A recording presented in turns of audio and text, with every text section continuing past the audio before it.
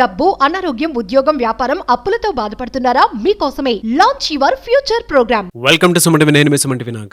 According to Vedic astrology కనుక మనం చూసుకుంటే మూల నక్షత్రం వారికి ఎస్పెషల్లీ విమెన్కి కనుక మనం చూస్తే నరదృష్టి ప్రభావం ఉంటుందా, ఉంటే ఏ విధంగా ఉంటుంది అండ్ ఎప్పుడెప్పుడు ఉండే అవకాశం ఉంటుంది, దాని తీవ్రత కనుక మనం చూస్తే అంటే ఎన్ని రకాలుగా ఉండే అవకాశం ఉంటుంది అనేది ఈరోజు మనతో పాటు వేదిక్ ఆస్ట్రాలజర్ ఉమా గారు ఉన్నారు. అది వారి మాటలు తెలుసుకుందాం. నమస్కారం ఉమా గారు. నమస్తే అండి. నరదృష్టి ప్రభావం అనేది ఎన్ని రకాలుగా ఉంటుంది, ఎస్పెషల్లీ విమెన్కి అసలు ఏ విధంగా ఉంటుంది? ముఖ్యంగా నాగరాజు గారు, నరదృష్టి గురించి మనం మాట్లాడుకుంటున్నాం కాబట్టి అందరూ సామాన్యంగా ఏంటంటే నరదృష్టి అంటే ఏదో నార్మల్గా వచ్చేటివి పోయేటువంటిది, మనం ఉప్పు తీస్తాము లేదా నిమ్మకాయ తీస్తాము, సంథింగ్ చేస్తాం, పోతుంది అనుకుంటారు. కానీ అవన్నీ కూడా ఒక పరిమితి వరకేనండి. కానీ నిజానికి నరదృష్టిలో 5 భాగాలుగా విభజించబడి ఉంది. అది తెలిస్తే చాలామంది ఆశ్చర్యపోతారు. ముందుగా మొదటిది చూస్తే సామాన్యమైన నరదృష్టి. ఇదే అందరికీ తెలిసినటువంటిది. సో ఏంటంటే మనం ఎప్పుడైనా సరే ఒక చిన్న ఫోన్ కొనుక్కున్నా, ఒక కొత్త బట్టలు కొనుక్కున్నా, ఒక వాహనం కొనుక్కున్నా, లేదా ఇల్లు కట్టుకున్నప్పుడు, గృహప్రవేశానికి అందరూ పిలిచినప్పుడు ఒక రకమైనటువంటి దృష్టి ప్రభావం పడుతుంది ఖచ్చితంగా. మనమే పిలుస్తాం కాబట్టి ఖచ్చితంగా పడుతుంది. అది సామాన్యమైన నరదృష్టి. దానివల్ల ఏంటంటే కాస్త తలనొప్పి ఎక్కువగా ఉండడం, ఆకలి లేకపోవడం, జ్వరం రావడము, లేకపోతే మైగ్రేన్, హెడేక్ అని 2-3 డేస్ ఖచ్చితంగా ఫేస్ చేస్తారు. ఆ యజమాని అవ్వచ్చు, ఎవరైనా అవ్వచ్చు. అయితే వాళ్ళు చేసే భగవత్ ఆరాధన వల్ల అవ్వచ్చు, మంత్రజపం వల్ల, లేకపోతే వాళ్ళకుండే విల్ పవర్, జాతక బలం వల్ల ఖచ్చితంగా 2-3 డేస్ తర్వాత మళ్ళీ ఓవర్కమ్ అయిపోతారు. కానీ నరదృష్టిలో రెండవది మహానరదృష్టి అని ఉంటుందండి. చాలా ప్రమాదకరమైంది. ఉదాహరణకి ఇంట్లో తరచుగా ఎప్పుడు యాక్సిడెంట్స్ అవుతూనే ఉంటాయి. ఒకరి తర్వాత ఒకరికి అది విరిగిపోయింది, ఇది విరిగిపోయింది, హాస్పిటల్స్కి వెళ్తూనే ఉంటారు. తీవ్రమైన ఆరోగ్య సమస్యలు వస్తాయి. అసలు ఎందుకు ఆరోగ్య సమస్యలు వస్తున్నాయో కూడా వాళ్ళకి అర్థం కాదు. పోనీ ఏదైనా ఆరోగ్య సమస్య దానికి క్యూర్ ఉంటుందా అంటే అసలు ఏ సమస్య వచ్చిందో కూడా తెలియదు. అక్కడ ఎన్ని టెస్టులు చేసినా, ఎంత చెకప్ చేసినా అర్థం కాదు. తరువాత వరుసగా ఒకరి తర్వాత ఒకరు చనిపోతూ ఉంటారండి. మరణము ఎప్పుడు అశుభవార్తలు వినడమే తప్ప శుభం అనేది ఏమీ జరగదు. ఇల్లంతా ఒకప్పుడు అద్భుతంగా బ్రతికినటువంటి కుటుంబము సడన్గా రోడ్డును పాలైపోయినట్టుగా అయిపోతుంది మహానరదృష్టి వల్ల.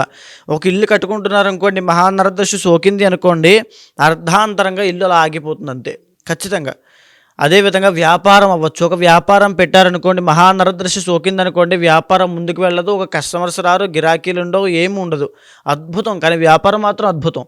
వీళ్ళు చేయగలిగే పనితనం ఉంటుంది, ఆ వ్యాపారంలో కూడా అది ఉంటుంది. ఎందుకంటే అక్కడ కంటెంట్ ఉంటుంది, సబ్జెక్ట్ ఉంటుంది. అయినా సరే ముందుకు వెళ్ళదు మహానరదృష్టి ప్రభావం వల్ల. ఎంతోమంది ఫేస్ చేస్తుంటారు ఈ ప్రాబ్లం అండి.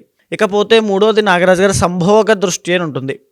ఇది కూడా చాలా ప్రమాదకరమైందని చెప్పొచ్చు. ఎందుకంటే మనిషి ఎప్పుడు కూడా ఎమోషన్స్కి విలువిస్తాడండి, బంధాలకి, బాంధవ్యాలకి విలువిస్తాడు ఎవరైనా సరే.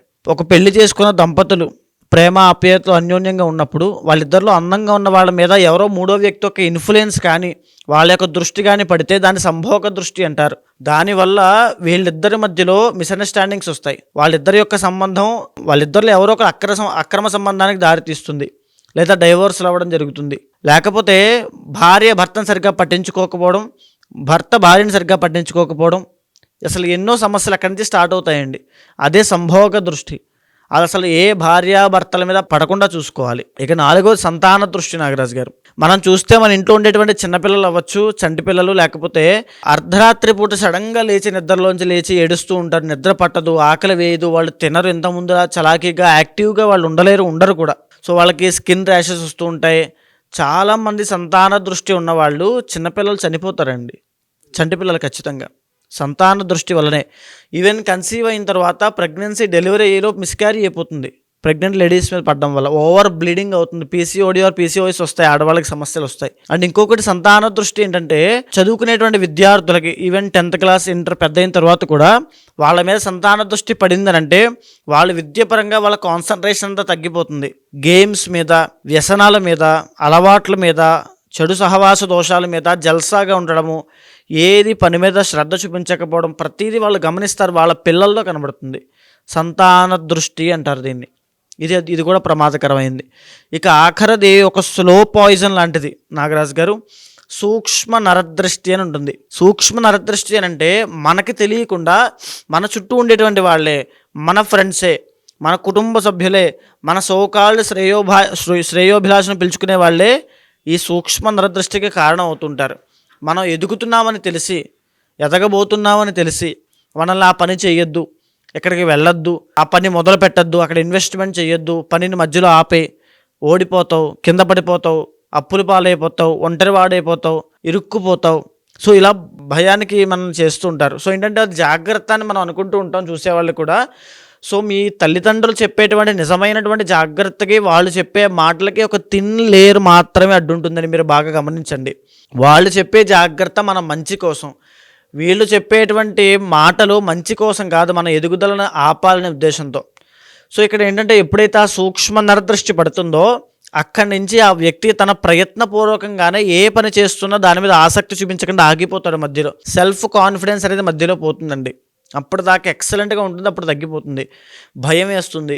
అవసరమా, మన కోసమే చెప్తున్నారు కదా, ఆగిపోతాం, వద్దులే, చాలులే, ఇక్కడే ఉంటే చాలులే, ఒక యాంగ్జైటీ, ఒక డిప్రెషన్ దానికి దారి తీస్తుంది. సో అయితే ఇప్పుడు మనం ఈ యొక్క నరదృష్టిలో ఏ ఏ నక్షత్రాల వాళ్ళకి, ఏ ఏ రాశుల వాళ్ళకి వారి యొక్క శక్తి సామర్థ్యాలు బట్టి, వాళ్ళ యొక్క పరిమితి బట్టి, ఈ నరదృష్టిలో ఏది అటాక్ అయితే వాళ్ళ యొక్క నక్షత్రం బట్టి వాళ్ళకి ఏ ఎఫెక్ట్స్ ఉంటాయి, ఏ ఆరోగ్య సమస్యలు వస్తాయి, ఎలాంటి మానసికమైన ఇబ్బందులు వస్తాయో మనం చెప్పవచ్చు. మూలా నక్షత్రం వారికి ఎస్పెషల్లీ విమెన్కి ఈ నరదృష్టి ప్రభావం అనేది అంటే ఎన్ని రకాలుగా ఉండే అవకాశం ఉంటుందంటారు? సిమ్టమ్స్ ఎలా ఉంటాయి అసలు? ఇక్కడ మనం మాట్లాడుకునే ఈ మూలా నక్షత్రానికి ఇప్పుడు నేను చెప్పినటువంటి ఈ 5 నరదృష్టి ప్రభావాల్లో ఎక్కువ శాతంగా సూక్ష్మ నరదృష్టి అనేటువంటి ప్రభావం ఎక్కువ ఉంటుందండి. మూలా నక్షత్రం వాళ్ళు ఎవ్వరు ఈ వీడియో చూస్తున్నా బాగా గమనించండి. నాగరాజు గారిని ఇప్పుడు చెప్పిన సూక్ష్మ నరదృష్టి, కానీ వీళ్ళకి మహా నరదృష్టి ప్రభావం వల్ల వీళ్ళ ఇంట్లో కుటుంబ సభ్యులకి మరణం అనేటువంటిది వస్తుంది. ఖచ్చితంగా తండ్రికి ఆపద, తండ్రికి మరణము, తండ్రికి ఆరోగ్య సమస్యలు, లేదా తండ్రికి ఏదో ఒక దుష్ప్రభావములు, ఆర్థిక నష్టాలు, ధన నష్టాలు, ఈ యొక్క మూలా నక్షత్రం యొక్క జాతకుల వల్ల తండ్రికి జరుగుతాయి అన్ని ఎఫెక్ట్స్ కూడా. ఖచ్చితంగా అది ఉంటుంది, వాళ్ళు ఫేస్ చేస్తారు ఖచ్చితంగా. అయితే ఈ సూక్ష్మ నరదృష్టి వల్ల మూలా నక్షత్రం వాళ్ళు జనరల్గానే వెరీ పెయిన్ఫుల్ ఎక్స్పీరియన్సెస్ అనేవి జీవితంలో చూస్తారండి. అంటే ఎన్నో ట్రాన్స్ఫర్మేషన్స్, ఎన్నో ఫెయిల్యూర్స్, ఎన్నో మాటలు పడ్డము, ఎంతో కష్టపడ్డము, ఏమీ పనవ్వకపోవడము, అంటే ఇంకా విరక్తి వచ్చి దేవుడి మీద కూడా విరక్తి వచ్చేసే అంత కష్టములు వీళ్ళు మూలా నక్షత్రం వాళ్ళు పడతారు. ఈవెన్ జాబ్లో, బిజినెస్లో అన్నీ. వీళ్ళకి చదువు కన్నా ప్రపంచ జ్ఞానం చాలా ఎక్కువ. అలాంటి ప్రపంచ జ్ఞానం ఏది కూడా వీళ్ళకి ఏది సహాయపడదు. వీళ్ళకి సహాయం చేసేవాళ్ళు జీవితంలో ప్రపంచంలో ఒక్కడు కూడా దొరకడు. ఆ రేంజ్లోకి వీళ్ళు వెళ్ళిపోతారు నరదృష్టి ప్రభావం వల్ల. ఏంటంటే కంపేర్ టు అన్ని నక్షత్రాలు, నాగరాజు గారు, ఏ నక్షత్రానికి లోకజ్ఞానం ఎక్కువ ఉంటుంది, ఏ నక్షత్రం వాళ్ళకి కష్టం వస్తే 10 మంది పరిగెట్టుకుని వస్తారో అదే మూలా నక్షత్రము. అలాంటి నక్షత్రం వాళ్ళకి కూడా ఈ నరదృష్టి ప్రభావం వల్ల ఏ ఒక్కడూ సహాయం చేయడు. ఇది వాస్తవము. కావాలంటే వాళ్ళని అడగండి, వాళ్ళ కింద కమెంట్స్ కూడా చేస్తారు. ఆ రేంజ్కి వాళ్ళ పరిస్థితి వస్తుంది. ఇంకా ఏడుపు ఒక్కటే తక్కువ. ఇంకేంటంటే వాళ్ళు ఒక డాంబికమైన మనుషులండి. బయటికి ఒక రకమైనటువంటి డాంబికాన్ని ప్రదర్శించినా లోపల ఎంతో ప్యూర్ మనసు అనేది వాళ్ళకి ఉంటుంది. కానీ ఆ మనసు కూడా విరిగిపోతుంది ఈ నరదృష్టి ప్రభావం వల్ల. ఏ పని ముందుకు వెళ్ళదు, ఎవడు సహాయం చేయడు, చేతిలో రూపాయి ఉండదు, ఎవరిని అడగాలో తెలియదు, అడిగితే చేస్తాడో లేదో తెలియదు, నేనాడిని అడగడం ఏంటని ఈగో అడ్డొస్తుంది, ఆ కోపం ఎక్కువైపోతుంది, తర్వాత డిటాచ్మెంట్ వచ్చేస్తుంది. ఇంకా నా జీవితం వద్దు. ఇంకా భార్యాభర్తల మధ్యలో ఖచ్చితంగా సమస్యలు వస్తాయండి ఈ మూలా నక్షత్రంలో ఉన్న వాళ్ళకి.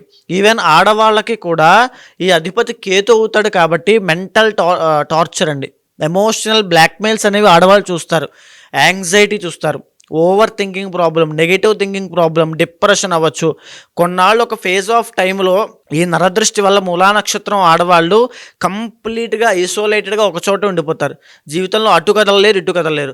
ఖచ్చితంగా నరదృష్టి ప్రభావం మూలా నక్షత్రం వాళ్ళకి సోకింది అంటే ఈ పీరియడ్స్ విషయంలో ఆడవాళ్ళకి పీసీఓడి ఆర్ పీసీఓఎస్ ఖచ్చితంగా ఎఫెక్ట్ అవుతుంది, లేదా ఓవర్ బ్లీడింగ్ అనేటువంటిది ఎఫెక్ట్ ఉంటుంది చంద్ర కుజుల వల్ల. చంద్రమో మనసో జాతః అంటారంటే ఇందాక నేను చెప్పినట్టుగా ఓవర్ థింకింగ్ ఆ ప్రాబ్లంతో పాటు ఈ పీసీఓడి ఆర్ పీసీఓఎస్ వస్తాయి. స్కిన్కి సంబంధించిన అన్ని ఇబ్బందులు వీళ్ళకి వస్తాయి. ఈవెన్ ఫేస్కి సంబంధించి పింపుల్స్ అవ్వచ్చు, అవన్నీ నార్మలే కదా అని మీరు అనుకుంటూ ఉండొచ్చు. కానీ అది స్టార్టింగ్ స్టేజ్ అండి. ఆ నరదృష్టి ప్రభావాన్ని మనం పట్టుకుని తెలుసుకోవడానికి స్టార్టింగ్ స్టేజ్ అది. అక్కడి నుంచి స్టార్ట్ అవుతుంది వీళ్ళ యొక్క అంధ వికారత్వం మొదలవ్వడానికి. సో అక్కడ కనుక మీరు దాన్ని ఆపకపోతే మహానరదృష్టి ప్రభావం వల్ల ఇంట్లో ఉన్న కుటుంబ సభ్యులకు ఎఫెక్ట్ అయ్యే అవకాశం ఎక్కువ ఉంటుంది. బికాజ్ మూలా నక్షత్రం అనేది ఒక కాస్మిక్ నక్షత్రం కూడా. సో ఎప్పుడైతే ఇంత కాస్మిక్ నక్షత్రం ధనుసు రాశికి సంబంధించింది కాబట్టి కాస్మిక్ నక్షత్రం ఏందో వీళ్ళకి ఆ ఎఫెక్ట్ వీళ్ళకి తగలకపోయినా వీళ్ళ కుటుంబ సభ్యులకు తగులుతుంది. సో నరదృష్టి ప్రభావం వల్ల మూలా నక్షత్రంలో వెరీ కేర్ఫుల్గా ఉండాలి. ఈ 2025లో కూడా మీ మీద ఏడి వచ్చేవాళ్ళు చాలామంది ఉంటారని ఒక మాటలో చెప్పాలంటే. అలాంటి ఏది ఉన్నా మీరు బయటికి ఎక్స్పోజ్ చేయొద్దు, ఏది కొన్నా ఎక్స్పోజ్ చేయొద్దు. మూలా నక్షత్రం వాళ్ళు ఎక్స్పోజ్ అయ్యారంటే స్మాష్ అయిపోతారు, ఖచ్చితంగా కొలాప్స్ అయిపోతారు. అదేవిధంగా చెడు సహవాస దోషం అనేటువంటిది ఉంటుంది. అదే కదా సూక్ష్మ నరదృష్టి అంటే నాగరాజు గారు. మీ చుట్టూ ఉండేటువంటి వాళ్ళే మీ చెడు కోరుకుంటూ ఉంటారు. మిమ్మల్ని ఏమీ చేయలేక వెనకాల నుంచి మీకు అది చెప్తూ ఉంటారు, అది చెయ్యొద్దు, ఇది చెయ్యొద్దు, నువ్వు ఇది వెళ్ళొద్దు, ఇది చేయకూడదు, ఇది ఉండకూడదు అని చెప్తూ ఉంటారు. ఆ విషయంలో మరీ జాగ్రత్త, ఎవరి మాట వినొద్దు. ముఖ్యంగా ఇలాంటి వాళ్ళు చెప్పే మాట అస్సలు వినొద్దు, చాలా జాగ్రత్తగా ఉండండి. దైవ బలాన్ని పెంచుకోవాలి, స్పిరిచువల్ ఎనర్జీ అండి.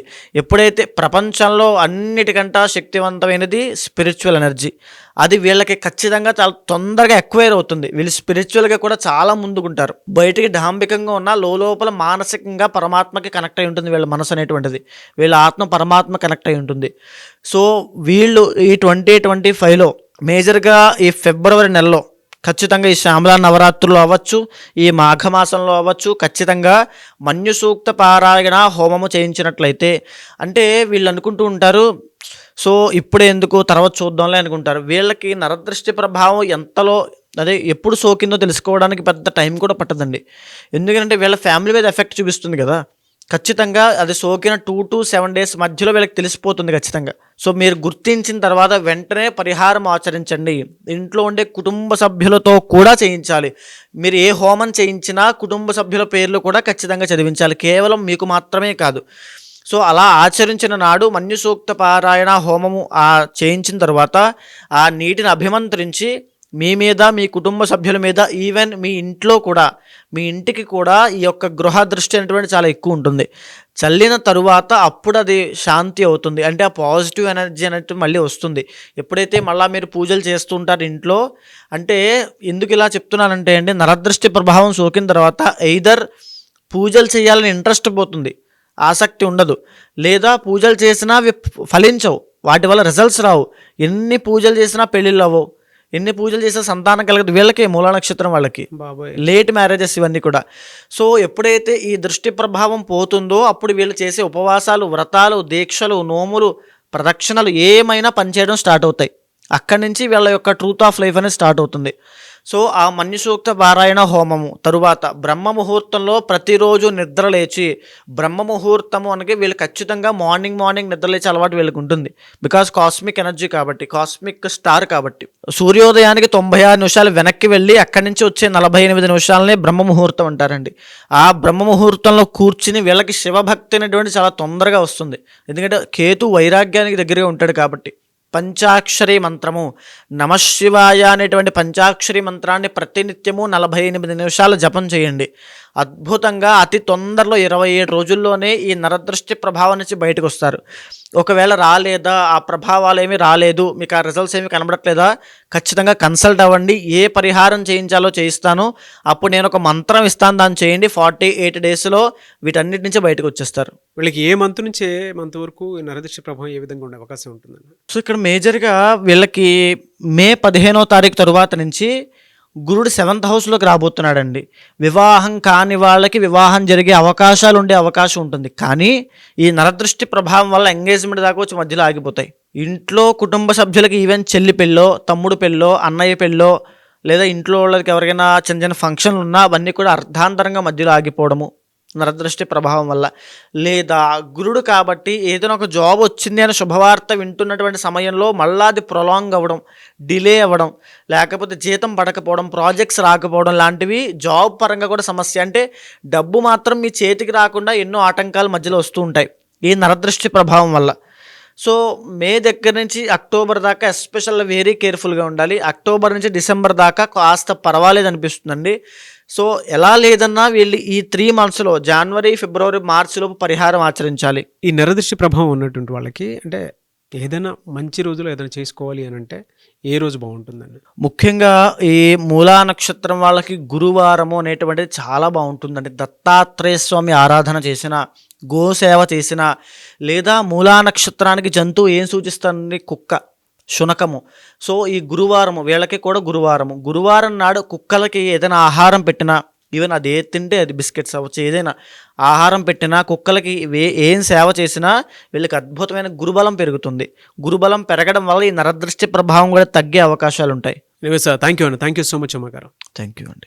ఎవరికి వారికి సంబంధించినటువంటి వాటిలో కనుక మనం చూస్తే వ్యక్తిగత జాతకం ప్రకారం ఒక్కొక్కరికి ఒక్కొక్క దోషాలు అవి ఉంటూ ఉంటాయి. జనరల్గా మీ దగ్గరకు వచ్చి ఏదైనా యజ్ఞాలు, యాగాలు, హోమాలు చేయించుకుందాం అనుకున్నటువంటి వాళ్ళు ఉంటారు. పెళ్లిళ్ళకు ముహూర్తం పెట్టించుకోవాలి అనుకున్నటువంటి వాళ్ళు ఉంటారు. దాంతోపాటు కొంతమంది అన్నప్రాసన వాటికి సంబంధించింది కూడా ఉంటుంది. కొన్ని యజ్ఞాలు, యాగాలు, హోమాలు. సో వాళ్ళ బిలీఫ్ సిస్టమ్ ప్రకారం మిమ్మల్ని అప్రోచ్ అవుదాం అనుకుంటారు. అది ఏ రాశి వారైనా సరే, ఏ నక్షత్రం వారైనా సరే. వాళ్ళకి మీరు టైం ఇస్తారా? అపాయింట్మెంట్ తీసుకోవచ్చా? ప్రాసెస్ ఏంటి? తప్పకుండా అండి. మీరు కింద కనిపించేటువంటి నెంబర్కి కనుక కాంటాక్ట్ అయితే, ముఖ్యంగా ఈ జ్యోతిష్ శాస్త్రంలో ఎలాంటి సమస్యలున్నా, సందేహాలున్నా, లేకపోతే ఏదో మా మీద దుష్ప్రభావాలు ఉన్నాయి, ఇంట్లో శుభకార్యాలు ఆగిపోతున్నాయి, ఏంటో తెలియనటువంటి జీవితంలో అయిపోతుంది అనేటువంటి బాధ కానీ ఏమైనా ఉన్నా, ఖచ్చితంగా జ్యోతిష శాస్త్రం అనేటువంటిది నిర్దిష్టమైన పరిహారం ప్రతి ఒక్కరికి చూపిస్తుందండి. యాస్ట్రాలజీ అనేటువంటిది ఒక ఆయుధం లాంటిది మన భారతదేశంలో. ఇది వెస్ట్రన్ కల్చర్లో కూడా అలవాటైందంటే దీని యొక్క పవర్ ఏంటో ఆలోచించవచ్చు. సో యాస్ట్రాలజీ ద్వారా ప్రతి మనిషిని ప్రిడిక్ట్ చేయొచ్చు. ఆ వ్యక్తికి ఎప్పుడు ఎలాంటి సమయాల్లో ఎలాంటి జాగ్రత్తలు తీసుకోవాలో తెలుసుకోవచ్చు. ఎలాంటి ఆరోగ్య సమస్యల విషయంలో జాగ్రత్త ఉండాలి, ఎలాంటి వృత్తి వ్యాపారంలో సక్సెస్ అవుతాడు, ఎలాంటి సమయంలో పెట్టుబడి పెట్టాలి, స్టాక్ మార్కెట్ అవ్వచ్చు, లేకపోతే ఇన్వెస్ట్మెంట్స్ అవ్వచ్చు, గోల్డ్ అవ్వచ్చు, ప్రతి దాని విషయం గురించి ఈ ఆస్ట్రాలజీ చాలా కూలంకషంగా డీప్గా చెప్పింది. కాబట్టి దీన్ని అర్థం చేసుకునే విధానంలో తప్పకుండా అప్రోచ్ అవ్వచ్చు. ఖచ్చితంగా ఆ ముహూర్తాలకైనా సరే, యజ్ఞ యాగాదులకైనా, ఏ పూజా కార్యక్రమానికైనా తప్పకుండా అపాయింట్మెంట్ తీసుకోండి. కన్సల్ట్ అవుతాను, ఖచ్చితంగా చేపిస్తాను. డెఫినెట్గా అండి. ఎనీవే సార్, థ్యాంక్ యూ అండి. థ్యాంక్ యూ సో మచ్ అమ్మగారు. థ్యాంక్ యూ అండి. చూసారు కదన్న వీడియో. ఈ వీడియోపై మీ అభిప్రాయాన్ని కమెంట్ బాక్స్లో పోస్ట్ చేయండి. ముఖ్యంగా మీరు కనుక ఉమా గారిని వేదిక్ ఆస్ట్రాలజీ ప్రకారం మీకు ఉండేటువంటి లైఫ్ స్టైల్లో ఏదైనా చేంజెస్ తీసుకురావాలి అనుకున్నటువంటి వాళ్ళు, లేదనంటే ఏదైనా యజ్ఞాలు, యాగాలు, హోమాలు లాంటివి చేసుకోవాలి అనుకున్నా, అండ్ దాంతోపాటు మీకు ఏదైనా డౌట్స్ ఉన్నా కూడా త్రూ వేదిక్ ఆస్ట్రాలజీ కనుక వెళ్ళాలి అనుకుంటే స్క్రీన్ మీద మీకు ఉమా గారి కాంటాక్ట్ నెంబర్ కనిపిస్తుందని మీరు కాల్ ఆర్ మెసేజ్ వాట్సాప్ చేసి వెంటనే అపాయింట్మెంట్ బుక్ చేసుకోవచ్చు. అండ్ ఈ వీడియో లైక్ చేయండి, షేర్ మాత్రం తప్పకుండా చేయండి. ఇలాంటి మరిన్ని వీడియోస్ కోసం మా ఛానల్ ఫాలో అవ్వండి. Thank you.